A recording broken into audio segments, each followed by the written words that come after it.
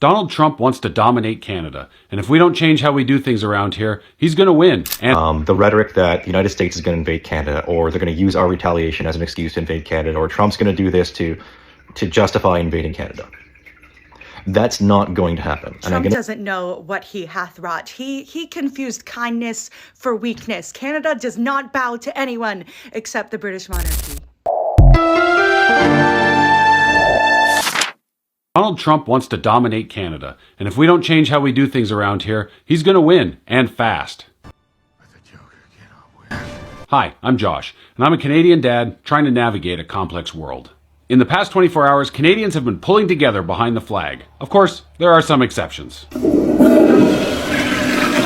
Come and buy us, Donald Trump. Will Donald Trump buy Canada in his second term? I don't know if he'd buy it, or I don't know how we would do it, but I'm going to tell you, I carry this sign in protest of what my country did and out of respect for Donald Trump. I am the grandmother now of 2 little granddaughters, and if Donald J. Trump were president of my country, at least I wouldn't have to worry about men in their bathrooms.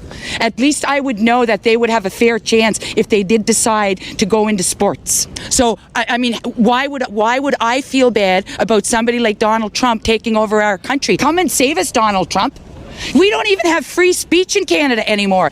We've got a 54-year-old man in Ontario saying he's a 12-year-old girl and swimming on a 12-year-old girl's swim team. I have a friend right now, they spent 3 days in court prosecuting her because she went to protest at a drag queen show being performed at a church for children. Come and buy us, Trump, because I don't want that kind of life. If I got a choice between that and the United States buying Canada, come and buy us. You know, I hate to say it, but it's like, you know, Canada seems to think we have this, you know, giant weight, you know, in the world. We don't. We have a tiny military, a tiny navy. We have a minuscule air force. You know, our biggest neighbor is 10 times the size of us in every stretch. Its military, I have no idea how many times is larger. It's like we're, you know, we have some moral weight in the world. We have some moral authority in the world.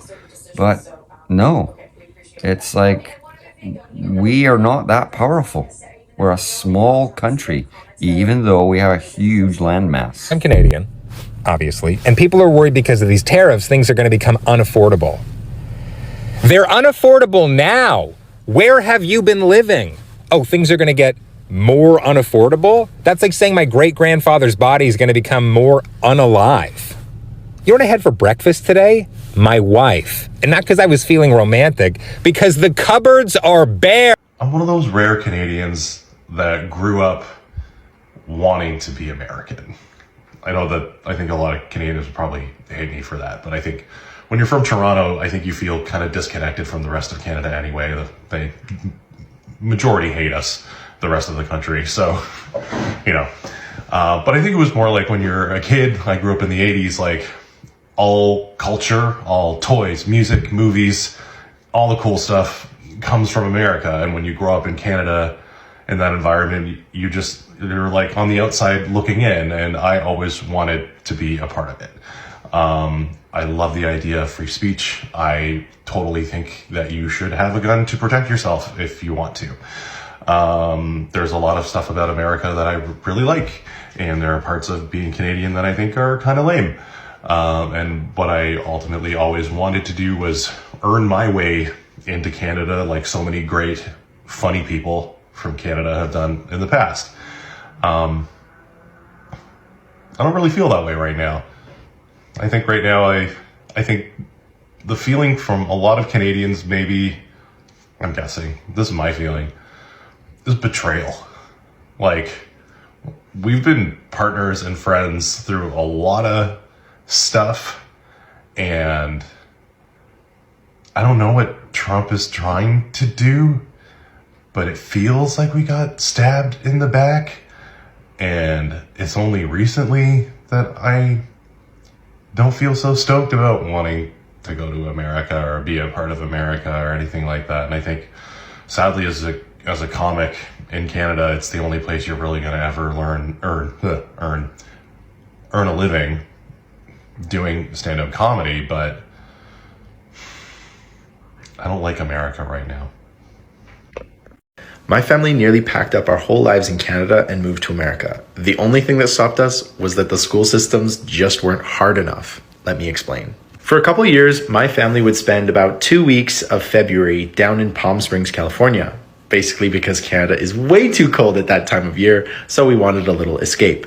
My parents fell in love with Palm Springs and the whole surrounding area, the whole valley, all of the gorgeous places and things to do. We loved it as kids. Visiting America is just such an exciting thing. This got my parents thinking about full-time moving down to Palm Springs, and so we really started considering it.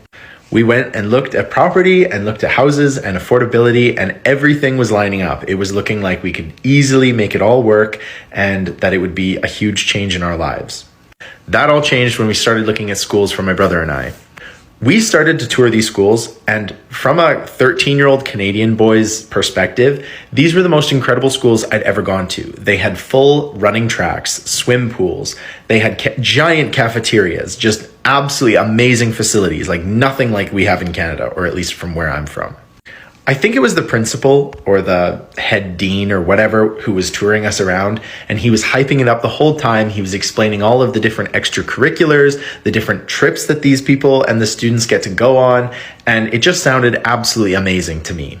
However, at the last minute, this principal guy decides to tell my parents that because I'm coming from Canada, I will find the academic rigor and the challenge of the school system and the criteria really easy, just because of the standards that we have here in Canada apparently are more strict or higher than they are in America. My parents heard that, and it was as good as the nail in the coffin to the dream of moving down to Palm Springs and to being a Cali boy. To this day, I'm mad at that principal. What's up, America? Trade tariffs with Canada. So I don't like Canadian Prime Minister Justin Trudeau whatsoever, but I heard his conservative counterpart speak today, and he does have a point. The 25% tariffs against Canada are pretty much unnecessary in several cases, and I'm going to tell you why, even though I understand why Donald Trump is doing them, playing hardball. Did you see Trump's post about Canada becoming the 51st state again? He posted this on Truth Social today. We pay hundreds of billions of dollars to subsidize Canada. Why? There is no reason. We don't need anything they have. We have ultimate energy, should make our own cars, and have more lumber than we could ever use. Without this massive subsidy, Canada ceases to exist in a viable country. Harsh but true. Therefore, Canada should become our cherished 51st state. Much lower taxes and far better military protection for the people of Canada, and no tariffs.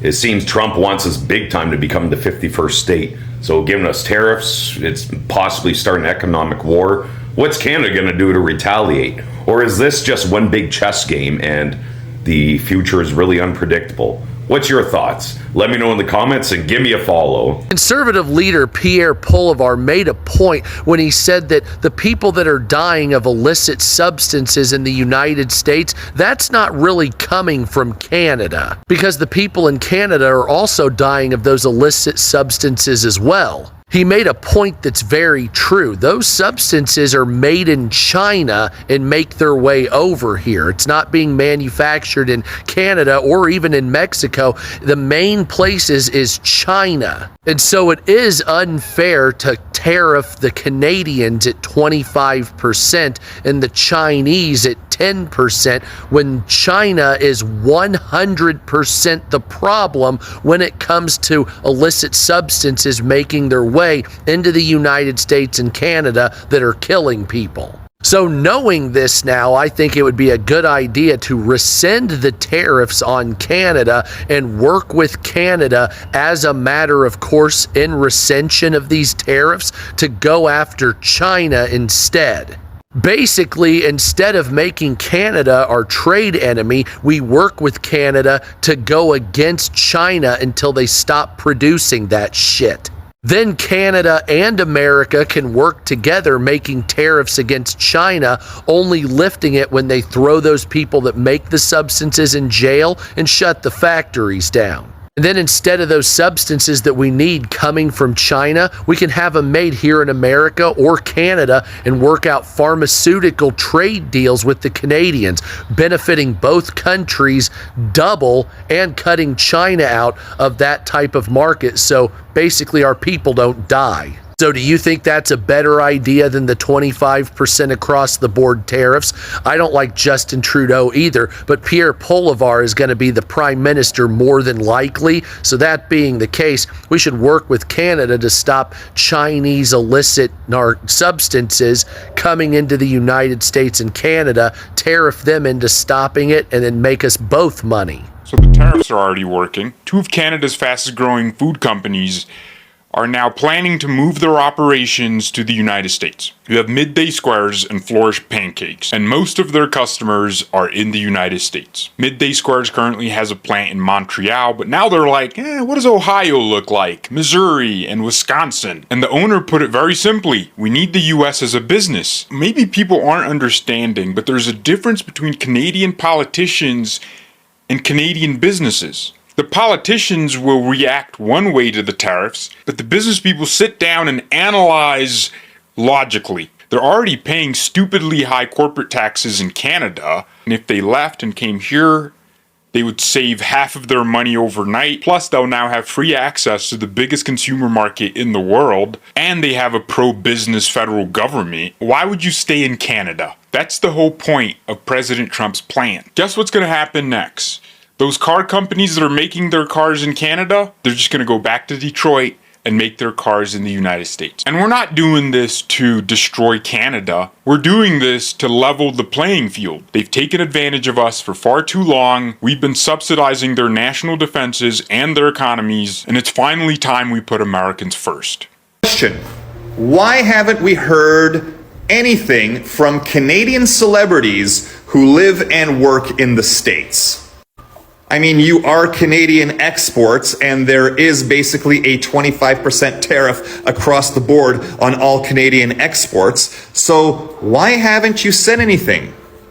Not a peep from Ryan Reynolds. Not a peep from Celine Dion. Not a peep from Seth Rogen.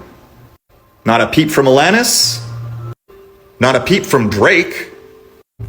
There's not even a peep from that blonde girl with the small hands. You know, the one who's got like 50 million followers from TikTok.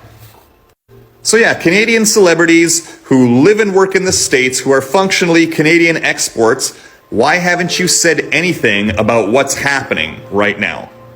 Okay, I'm going to be very clear and concise with this video. The rhetoric that the United States is going to invade Canada, or they're going to use our retaliation as an excuse to invade Canada, or Trump's going to do this to justify invading Canada. That's not going to happen. And I'm going to tell you in very simple terms why. First off, that would require congressional approval. That will never happen. You do not have enough Republicans that follow suit behind Trump that would support that. Not only that, even the ones that support him, like truly support him, understand the consequences of doing something like that. They understand the retaliation that's going to happen against the United States if they do something like that. So even if he were to threaten military action against Canada, that within itself is enough justification that the rest of the world will start backing Canada and will start pulling back from doing trade with the United States. You will see sanctions. You will see trade wars on multiple fronts. So that's one reason it's not going to happen. The second reason is, I'm not even going to ask you if you honestly believe. I'm going to tell you, the U.S. military, the people who serve in the U.S. military are not going to go ahead and march on Canada. As much as these Trumpers and MAGA would love to believe that Trump can order the military to do that, it's not going to happen. It's just not within reality. And the people who actually believe this are delusional. They do fit the criteria for being delusional because they don't have a grasp of reality that is strong enough for them to accept facts. So for all of you who are worried about the United States invading Canada, that's simply not going to happen. The world won't allow it. The U.S. population won't allow it. The U.S. government won't allow it. we're safe in that regards. This is someone throwing a temper tantrum because they're not getting the attention they deserve. It's as simple as that. Well, they're not getting the attention they believe they deserve, I should say. The reality is this is going to escalate, and I could see him being removed because the Republicans understanding how much they're damaging their own economy and how many votes they're going to lose during the next election. He could run the full term. That's entirely possible. But I believe you're going to have more internal conflict that's going to be problematic for the United States than external conflict. Those who have been here long enough know that I speak a lot, but on this matter, I am short of words because I am not a political person. I'm just watching. I'm also a spectator. As you are watching, I'm also watching, and I only know how to compile videos depending on the flow of thoughts and what different people are speaking on a specific subject. So guys, let me know what you think about this video. Those thinking about invasion of Canada, related to everything that is happening, the taxes, Canada wanting to cut off their power in red states, and all this back and forth that you're experiencing right now. So is it invasion the bigger picture of the whole thing? So kindly let's share our thoughts in the comment section. Kindly like the video, subscribe, and also use coded language. You don't want to be censored right here. This is politics, and kindly let's be objective, and also use pure you know what I mean. Those whose comments are being deleted, they understand this. So kindly use coded language. Can use signs, and it will be fine. Let's have a free space right here, and subscribe and also support the channel in ways you can. I appreciate you, and goodbye for now. I appreciate you.